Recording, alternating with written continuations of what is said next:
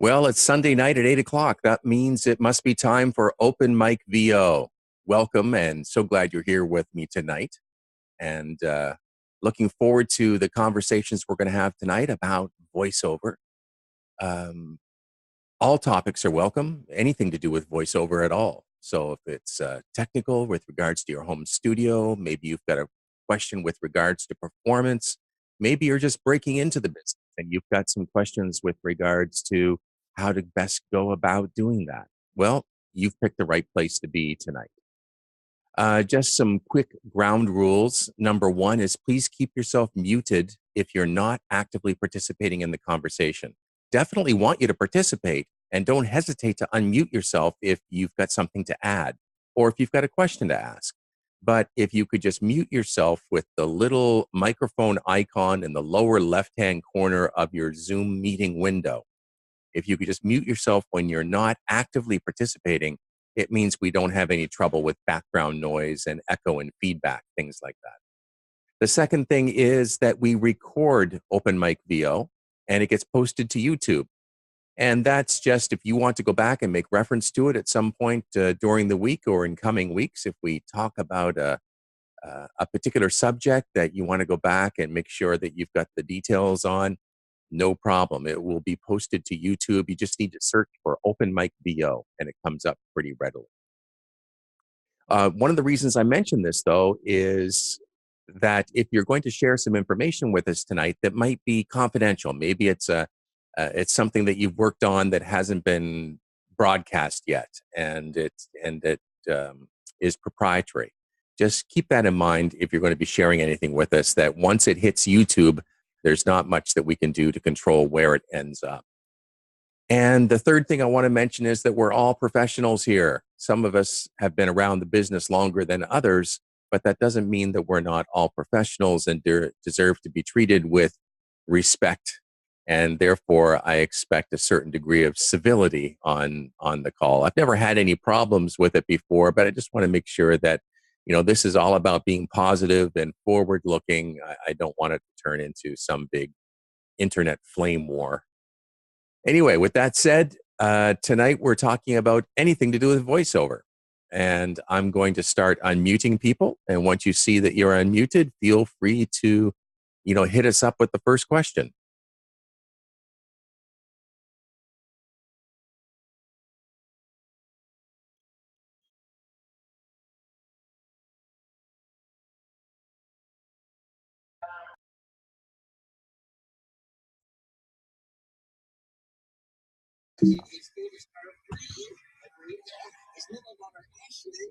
Hey, Graham. Hey, Dave, how are you tonight? Good. Happy Sunday. Hey, you've mentioned the site Bidalgo in the past. Could you give a quick overview of why you use it and advantages or disadvantages compared to any of the other places one goes for auditions? Right. Bidalgo was founded and is run by one guy by the name of Armin Heistetter, and he works out of Munich, Germany. And Bidalgo is a really excellent online casting site if you're European, because he's got lots of jobs that flow through there for European clients and European voice actors. There's a lot fewer jobs for those of us in North America. I get probably maybe a couple of auditions a day from Bidalgo. I might get 10 a week from Bidalgo. And, I respond to a number of auditions there, and I have booked work a number of times from Bidalgo, but it certainly doesn't have anywhere near the volume of jobs flowing through for those of us in North America that voice123.com or voices.com enjoys. But it's a great site, very fair. There's usually more than reasonable budgets attached to the jobs which are posted, because Armin personally inspects every job before it gets posted and won't post anything that doesn't meet what he thinks is a reasonable rate for what's being asked for. Wow, great. Thank you. Excellent review. I'll have to check it out. Absolutely. Anyone else online tonight is a member of Bidalgo? Maybe you've got some thoughts or input into Bidalgo that we can pass along to Dave.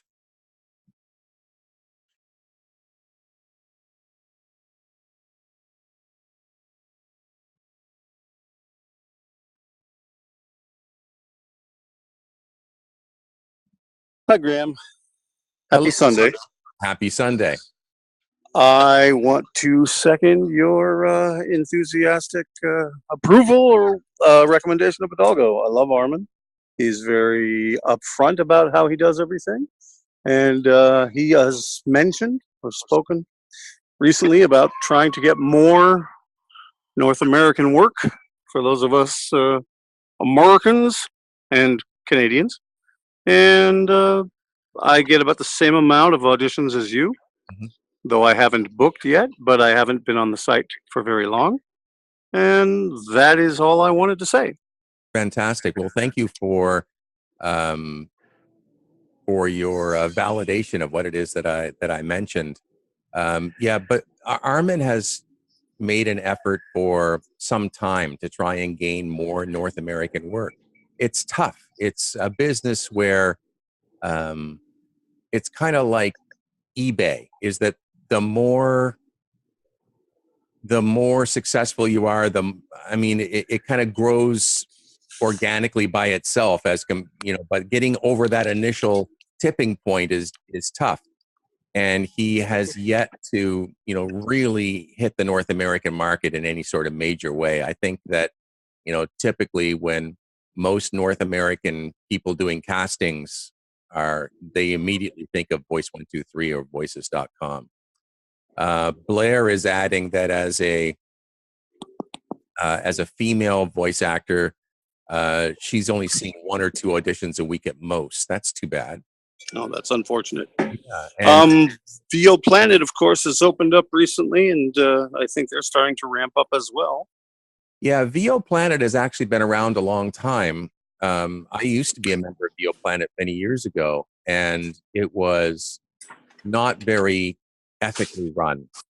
Yeah, I meant with the new ownership, Kevin. So with the new owners, I've heard nothing but good things about it.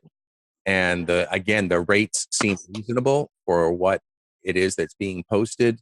So I'm excited to hear that there is a new entrant that might actually be able to make some waves. And then, of course, there's the voice acting hub, which seems to be the new one that is really making an effort to try and, give voices.com a run for its money.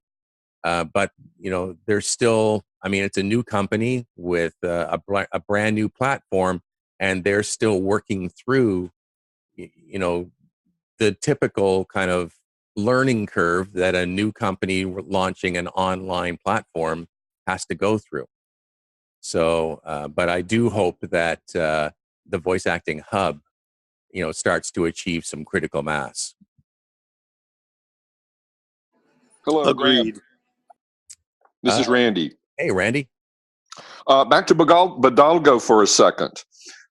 Considering that the market there is a more European market, how, if any, are proposals for a client on Bidalgo? How would that vary from a proposal that you give for a client, say on Voice 123, or if any? Yeah, I'm just thinking there's a cultural difference, There is and there isn't.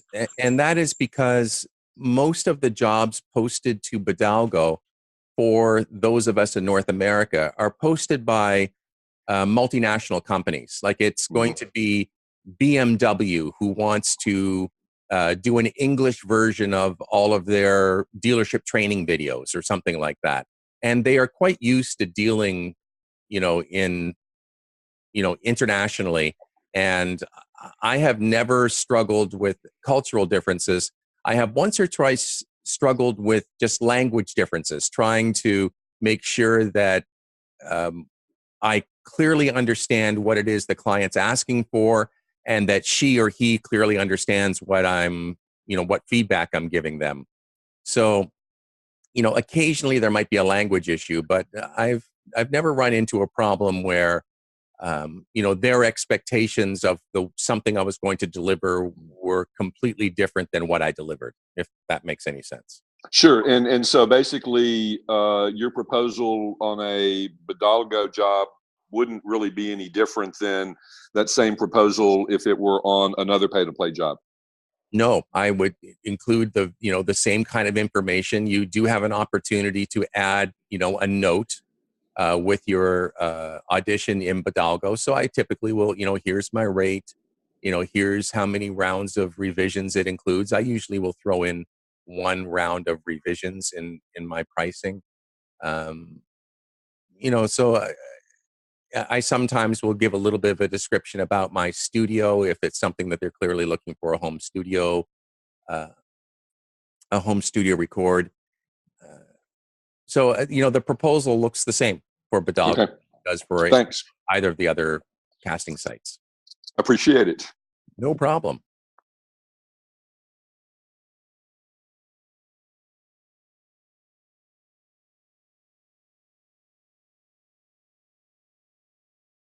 Just making a note here. Just give me a second.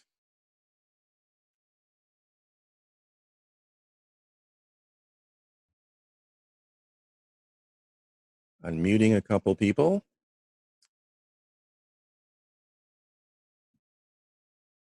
So, question, could you give a guide for newer talent as to the protocol or etiquette for directed sessions? Had a hiccup with another talent last week that I was working with. That's a good question. Is there anyone online that wants to tackle that? Any sort of guide with regards to protocol or etiquette for directed sessions?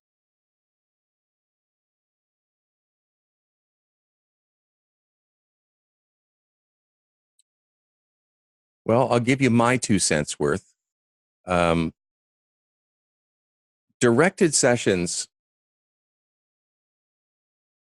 you really have to be filling two different roles at the same time. And that is the role as a recording engineer, because as a general rule, you have to record the session in your studio and send them the final files after the session's completed.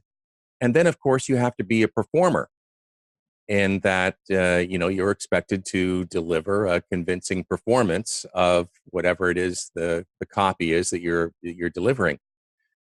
So I often find it a bit of a struggle, a bit of I find that having the pressure or the anxiety of making sure that the recording is being done properly and that the levels are correct and that there's no hiccups going on there. I find that stress sometimes impacts my ability to effectively perform the script.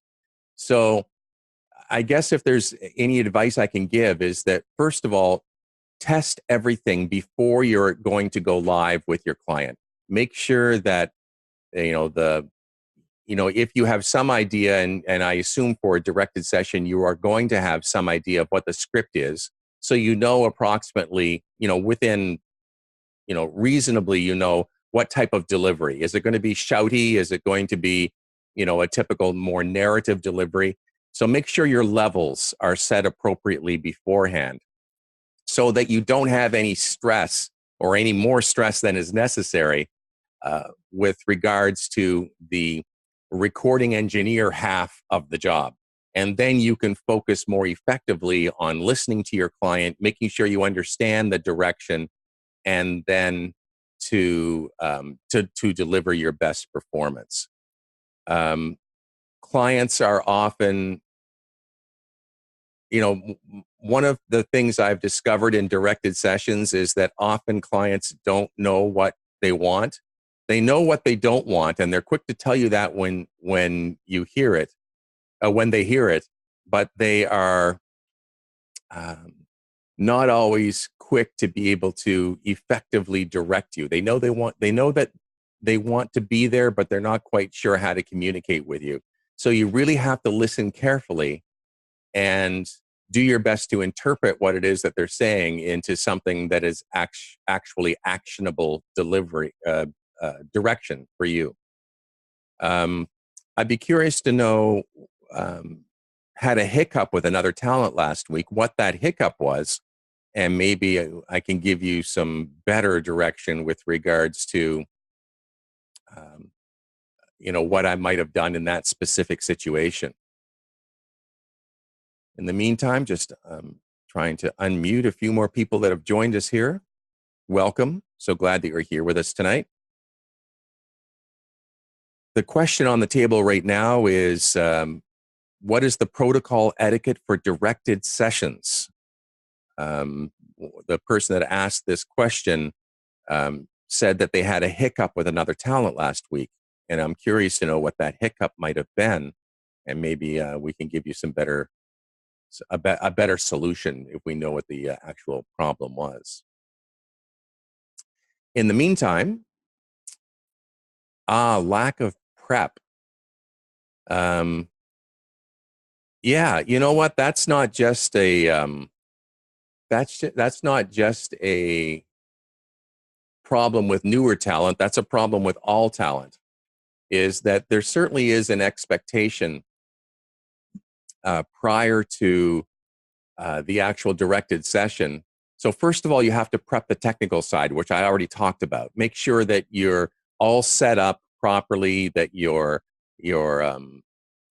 Skype or your telephone situation is set up so that they can hear you and you'll be able to hear them, no problem.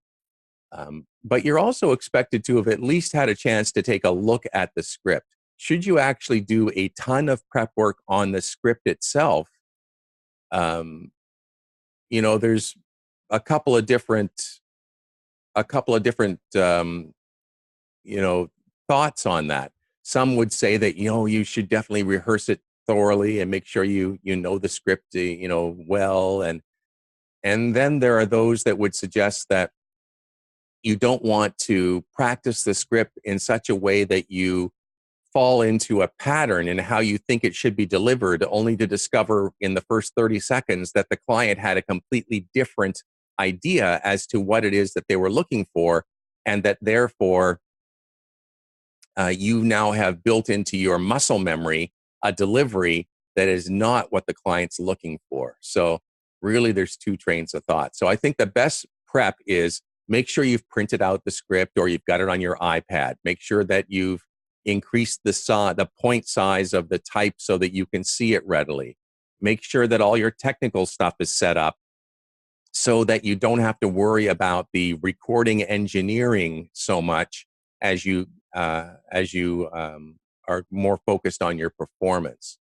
I'm curious if anyone else has any suggestions though on how much actual prep of the script do you do prior to a directed session? Sorry, I'm just unmuting a few more people here.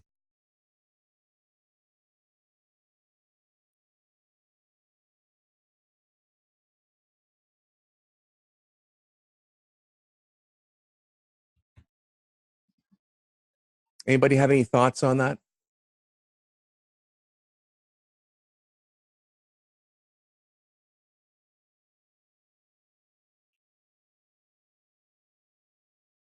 Hey, Graham, I think you make a good point about prepping too much. I think it's important to be familiar with the script. I like to do a number of different versions away from the client and everybody else, just to do an improv, just a run through. And what are the ways that I can interpret this, and just have those ready. It's 3 or 4 different ways to do it. I find that helps. But you're right, too much prep can be a bad thing.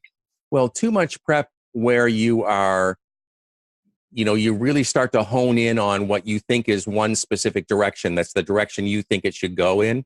I mean, if your prep is such that you're just familiarizing yourself with the script, making sure that there's no words that you need to look up the pronunciation of. There's nothing worse than pronouncing the brand name wrong or something like that. I mean, they will correct you in the session, obviously, but it's kind of embarrassing to have not done enough research to make sure you're pronouncing the brand name correctly. I was familiar with a talent, this goes back a few years ago, that was doing a commercial for lawn equipment, and the brand name is Stihl, Stihl, and he was calling it Still. And he had called it Still so many times in his head that he was finding it really difficult when reading the script to remember to call it Steel. So those are the kind of things you don't want to fall into the trap of, that's for sure. I have a friend who is a little technologically challenged, and she lives in like a town up from me, and she comes over and records her auditions in my booth and sends them to her agent. And we did one for TripAdvisor, and she got locked into TripAdvisor rather than TripAdvisor. And without giving her a line reading, because I know she dislikes getting line readings, trying to get her to say TripAdvisor instead of TripAdvisor was like pulling teeth. She was so locked into that one inflection that it was just really, really difficult. Yeah, and James, that's exactly what I'm talking about when I say that sometimes if you over prep with a script, is that you get yourself locked into something that becomes a real difficult thing to break out of. But that's a great anecdote. It's a great example of what it is I was trying to say. Who else has got a question from us tonight?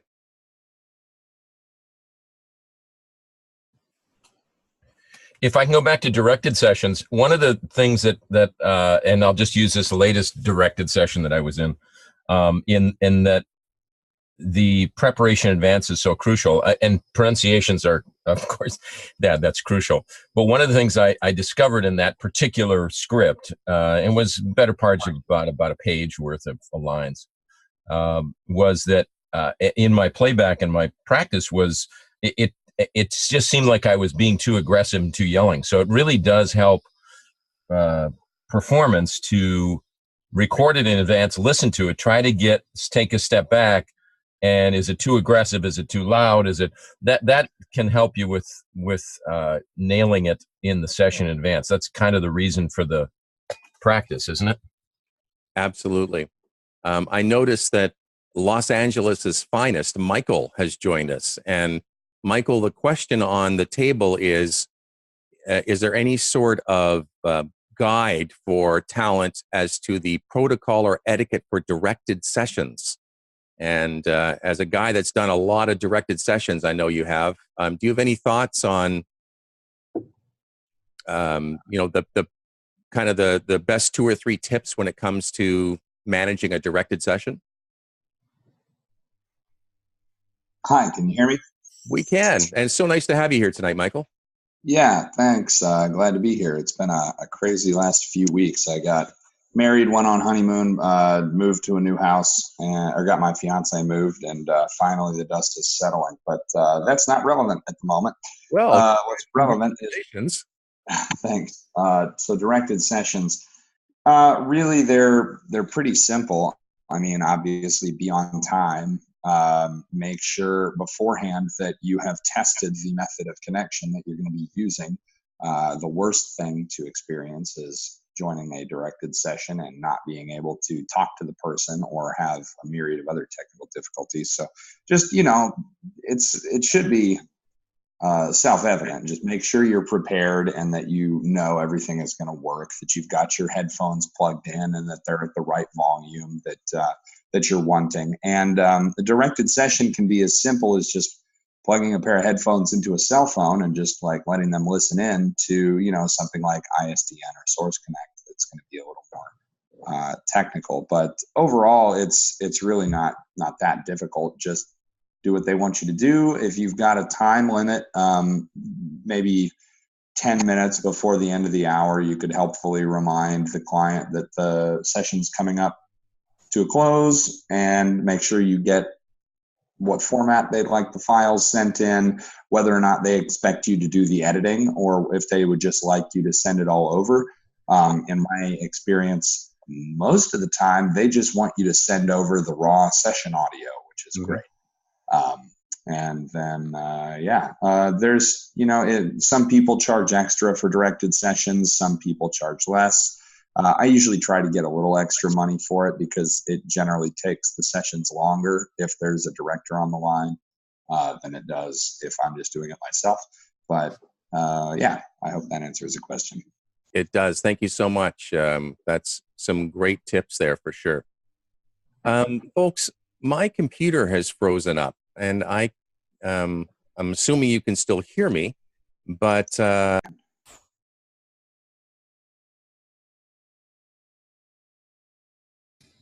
hey, one thing we said that was said last week, I forget who it was. It was Mr. Jordan. He was saying that the tech, he gives it 3 to 5 years, and then the computers will be able to do VO as good or better than us. They'll just put in their parameters like a filter, and out pops a script in the voice or accent that you like. Anybody else afraid of that? Well, I think that'll take over low-end VO, but things like emotion or nuances or knowing when to pause or how to allow people to take in information or to convey joy, I think computers will probably take over the low end eventually, or a lot of low end, but that'll never be exactly the same. It really has nothing to do with VO, but I think eventually computers are going to take over the world. Well, if it's the whole world, that probably has to do with VO too. They won't need computers won't need VO. They'll just talk in O's and zeros, and we'll just O's and zeros. Wow. I agree with Joy. I think that, stuff like IVR or e-learning and stuff that can be more or less regurgitated just in the normal human voice can probably be conveyed within 3 to 5 years fairly effectively as a computerized voiceover with the new Google Assistant and stuff. But stuff like, animation, character acting, video games, a lot of the commercial work, I don't think can people have been saying this for years now that it's going to be taken over. And I think that the uncanny valley is just too deep for at least 10 to 20 years probably before it. I cannot imagine listening to an entire audiobook read by a computer. That would be deadly. Shoot me now. I'll go back to reading. Well, if it goes to a point where it achieves crossing the uncanny valley, would there be an opportunity to basically license your voice? You would read the words, and spend an hour or 2 hours or whatever and read the scripts that they need, and then would you just license your voice? So there wouldn't be any auditioning. It would be bidding on a job, and yes, you can use the algorithm of my voice. So we'd all just license our damn voices. That's very possible, yeah. But that would probably be a one-time thing then. Residuals. Residuals aren't doing so well in the modern market either. I think what he's saying is that, like, if you still retain the property of your voice, you could just license it out basically through usage. And so we just wouldn't need to do the session. You've just had a digital representation of yourself that you could license out. I think that may be possible, maybe not. Maybe they'll just have a library of like 5,000 different human voices and then they'll just get sold out like marketing lists. And in that case, that wouldn't bode too well. Yeah. I mean, if this had happened 10 to 20 years ago, absolutely, that's what would happen. And then there would be residuals and everybody would still have a lot of control. But in the atmosphere of the current market, I don't know whether that'll fly, whether we still have that much control. I was invited on a radio show about a year and a half ago to lend my expertise on universal basic income and the future of work. And you just saw it this week that Kroger, they've got 2,800 stores, and they're going to launch self-driving vehicles to deliver groceries. So you'll talk to Siri or Alexa or whatever, and you'll order your groceries, or you'll have a standing order of whatever you like. Everybody buys pretty much the same stuff every week. And I didn't think that would happen for a while. And I know that they've been doing this stuff on proving grounds and secret places and trying to figure it out. I didn't think it would happen this quickly. My fear is that it's going to happen a lot faster, and maybe not 10 years, maybe 5 years. And it's, once they get to a certain point, I think it's going to be like sledding, is that you gather speed and it just happens faster than you think. That's my fear. In some industries, certainly, you know, the self-driving technology will be there within 5 to 10 years, and then that'll disrupt a whole bunch of stuff through trucking, the hotel industry. Why buy a hotel room if you can just tell your car to drive you to San Francisco during the night? You can just sleep in your car, you know. But I think it's going to affect every industry differently. Like for musicians, the wave of synthesizers, has it made a guitarist obsolete? In some circumstances, yes. In some circumstances, no. So we might see more actors going back to the live performance, like theater and improv and stuff that a computer can't really do. And maybe some of the genres might get dampened, but then others might explode. So yeah, you don't really know. I was on a Royal Caribbean cruise, 3 years ago now, and then I got the chance to talk to the guy who's in charge of all of the robotic bartenders that they're rolling out on Royal Caribbean. And 3 years ago, they could only operate the damn thing. It's amazing what it can do. It's amazing, but it can only operate for about 2 hours a day, and then the techs have to come in and tweak it and turn it and make it work. I don't know where the progress is. I haven't been on a Royal Caribbean ship to see their robotic bartenders, but they're working damn hard at it. And the point is that this kind of disruption is going to happen much faster than we think, and we have to be ready for it. In our business of voiceover, I think it's going to be longer. And Joy, you made a great point about the emotions and all that other stuff, but it damn sure is coming. Well, I've got two questions. The first one is, do you have to tip a robot bartender? And the second one is, have you ever run across a computer with a sense of humor?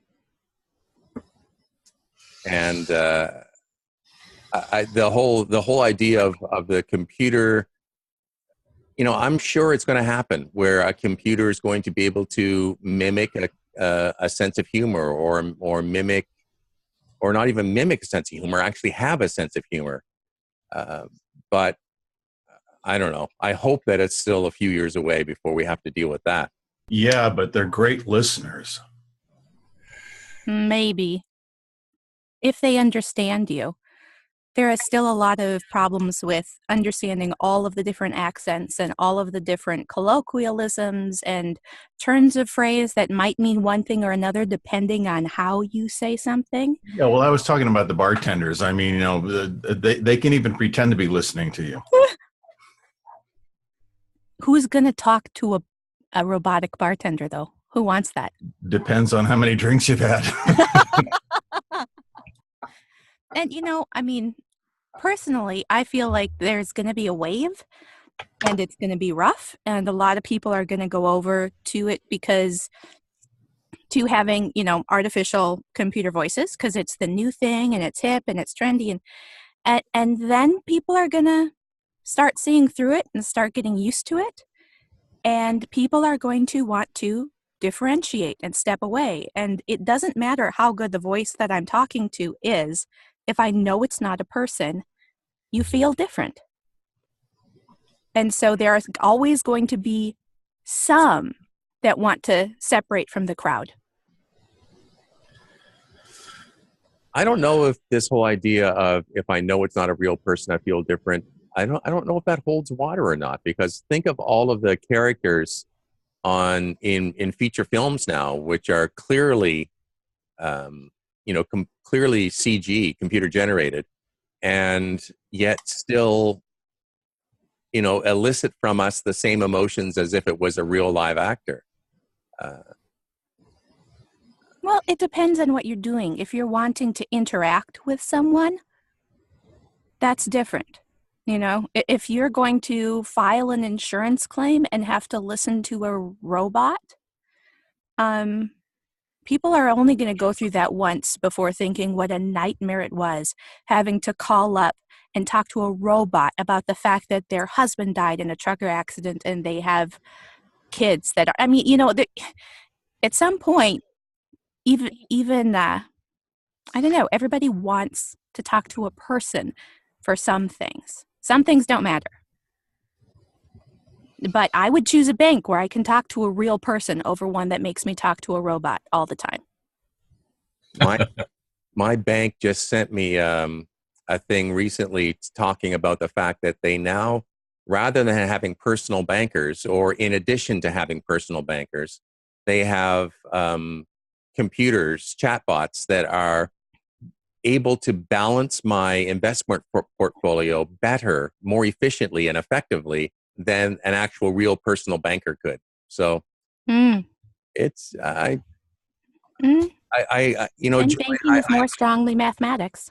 Yeah. Joy, I hope that you're right. But I fear that the future might be closer to, you know, Wolf, who says, "I for one welcome our robot overlord." Yes. I consult on some business development in Asia, and a fun fact that it's coming. It's another tick mark of it's coming. Currently, right now, the Chinese are converting package warehouses over to robotics, and they have one fully operational right now. It churns out 100,000 packages a day, and there are only 4 people working there.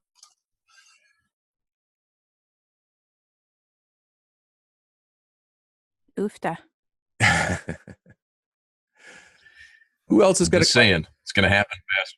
Yeah. Maybe it'll be like maybe voiceovers will be like a like the hipsters in Brooklyn, where it'll be a vintage. It'll be oh yeah, we got a real human to do ours, aren't we? Cool. We're a novelty. Yeah, it'll be a novelty. Preferred. Well, I have a question on an entirely different note to take us away from the chasm of doom. What forms of file delivery should you expect to use and be familiar with in VoiceOver? That's a good question. I'll throw it out to the gang. What forms of file delivery do we need to be concerned about?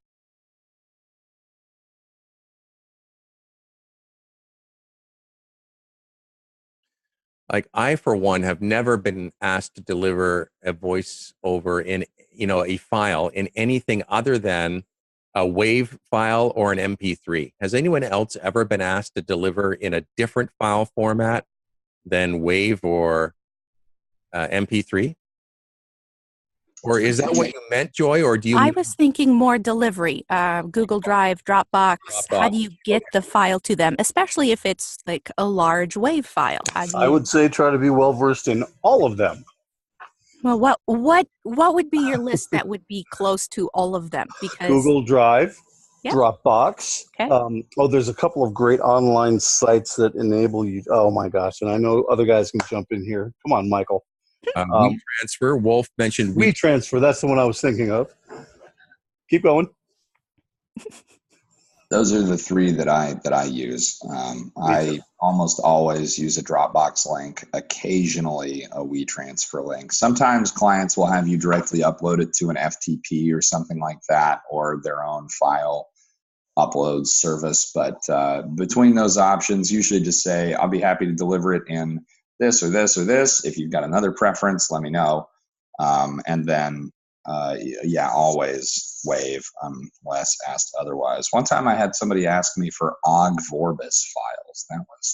I had to do a Google search to figure out what the hell that was. Vorbis. That's unbelievable. .ogg OGG files. Yeah, no, I know what you're talking about, but I think that aren't those for phone systems? Aren't the OGG files and yeah.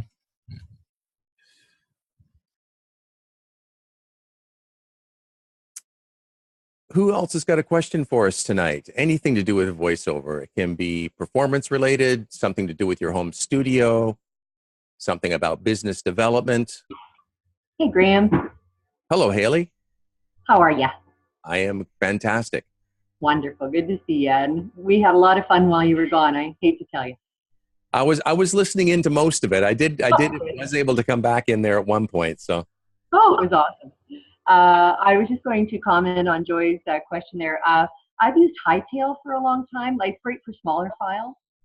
I don't know if anyone else has used that, but I had a consultant here a couple of weeks ago just to do some upgrades to my studio, and we talked about having my own server. So I would post completed jobs onto the server that the client could then, at their convenience, dial into with their own password and download the files as they need. And coincidentally, I had a client this week who I had sent a file to through Hightail, and those files are only active for a certain period of time. And they, I guess, had just been dragging their feet and had not downloaded the file on their end and had me resend it, which was, of course, not a big deal at all. But it made me think a little bit more about having that own personal server here in my studio. And I just wondered if anybody else had any experience with that. I'm curious to know, Haley, what the advantage was that you're, other than the one you just mentioned where Hightail has an expiry date on files. I know Dropbox doesn't. Like, I can have a file act as long as I don't move it, it'll be active on Dropbox for months and months and months. What did this consultant say the advantage was, other than the lack of an expiry date? It just sounds like a lot of maintenance work to me for nothing. I think, he was mostly just a really techie guy. Yeah. And so, they tend to kind of think outside the box quite a bit. I guess probably the main thing was professionalism. It gives you kind of an edge, maybe, perhaps. On the client side, it might kind of look like, oh, wow, yeah, that's different. And I like that. It's hard to say. I mean, as I say, he was kind of a very technical person, and he had a lot of interesting ideas. So I hope that helps. I'm not sure.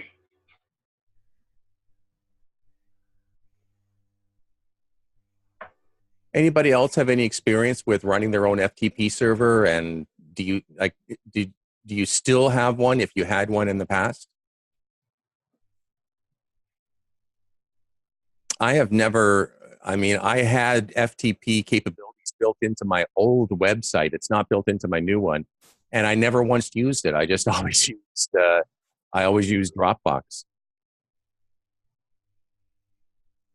It could possibly just be overkill. I'm not sure. It's something I'm considering doing. I did come across a voice talent, I think out of Montreal, who offered that on as a service, an additional service on the website. I mean, I agree. I think it might be, kind of gravy, but it's hard to say. He made it sound like it was extremely easy to do and not a big deal. And even the cost was, not anything to be that concerned about, although I haven't seen the final numbers either. I don't think it is difficult to do at all. I think it's really quite easy. And I think that, the cost is negligible, but it's still going to cost more, and it's still going to be more difficult than just using, Dropbox or WeTransfer or HiCloud or one of those other solutions. Just my 2 cents worth. That's all. And I don't know. I don't think that there's any. I don't think that clients perceive any lack of professionalism for using one of those file transfer services versus logging in and getting it off a dedicated FTP server. I've never had a client suggest to me that, oh, well, geez, this other guy I use has a, dedicated and secure server for my stuff. No one's ever said that to me. It doesn't mean that it isn't a valid point. I just have never had anyone suggest that. Yeah, I never have either, and it kind of caught me by surprise as well. But it certainly got me thinking about it.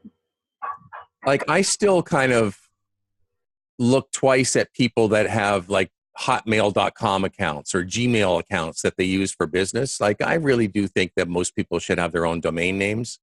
But when it comes to file transfer, I don't think any, I mean, I know big media companies that use Dropbox to transfer files around in.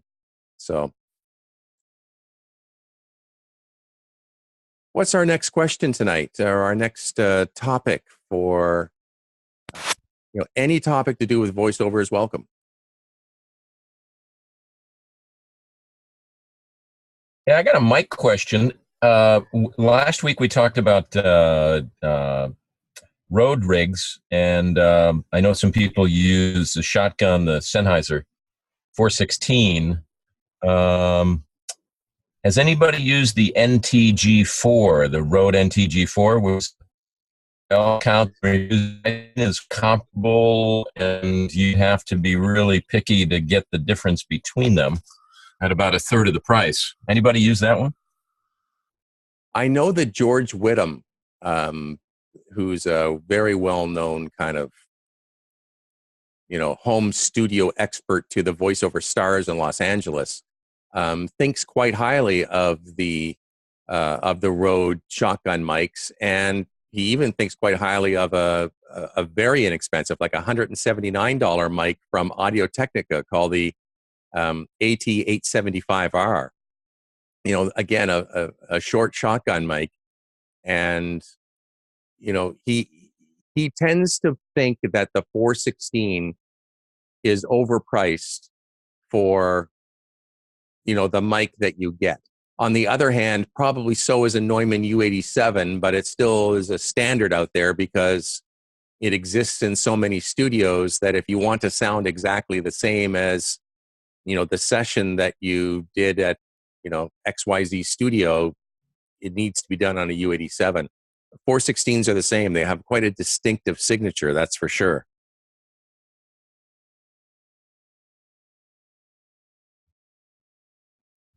Anybody actually try? I haven't personally tried an NTG4, but I've been curious about it, and George Whittam speaks highly of it. Anyone else out there have any direct experience with the Rode NTG4?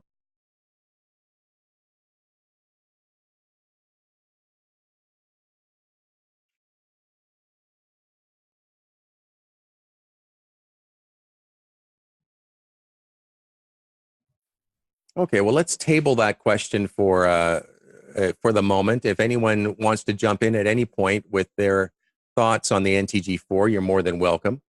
And who else has got a fresh question for us tonight? I have a question. Not super interesting, but we were wondering about it while you were gone. How many people are on the call tonight? We have 22 people right now. Thank you. You're welcome. Yeah, these open mic sessions on Sunday evenings get anywhere between 20 and 40 people typically. Thank you. Good to know the range. You're welcome.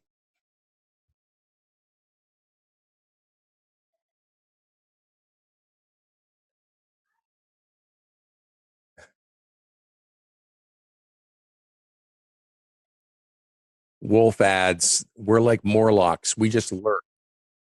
I think that's great. Any other questions for us tonight? It's 8:52. We've got time to slip in another question or two.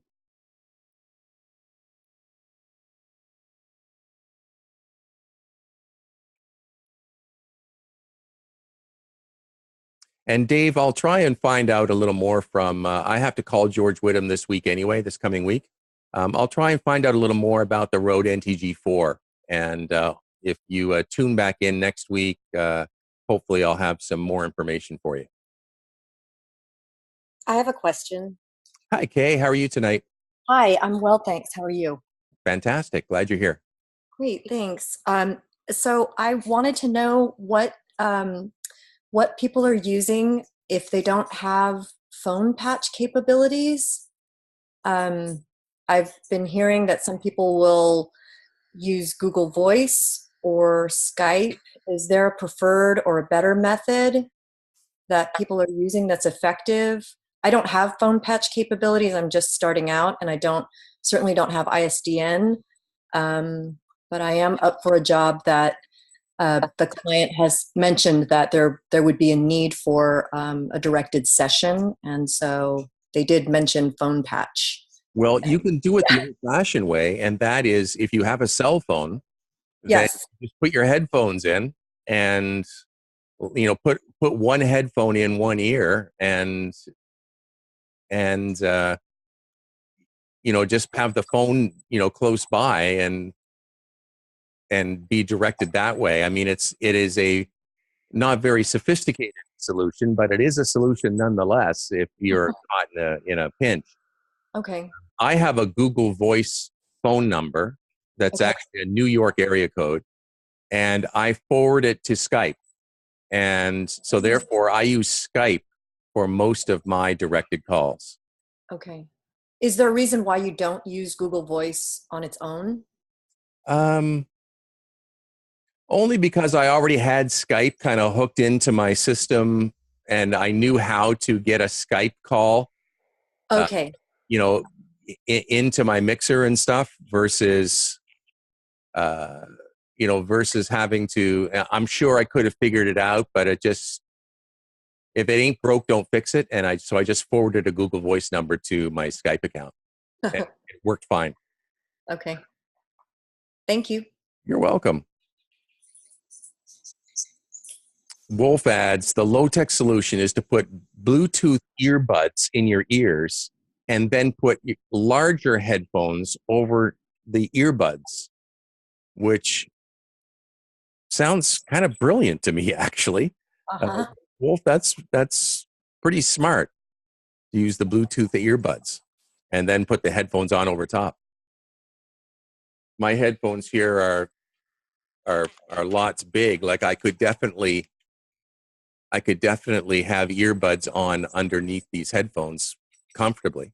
So that would work.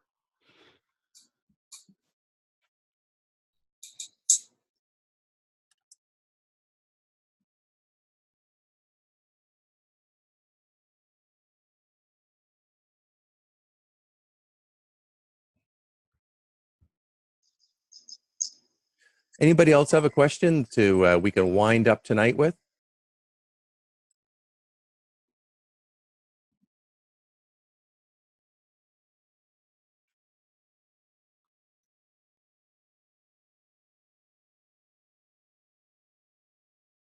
Going once? Going twice? Okay, well, it's 8:56, so why don't we call it a night then? Very much appreciate all of you attending tonight. We had some really good discussions, and actually the whole discussion about our computer overlords I thought was really quite interesting, even if it was a little tangential. So thank you all again very much. Have a great week. Book lots of work. Do lots of auditions, and we'll speak to you again next Sunday night. Good night, everybody.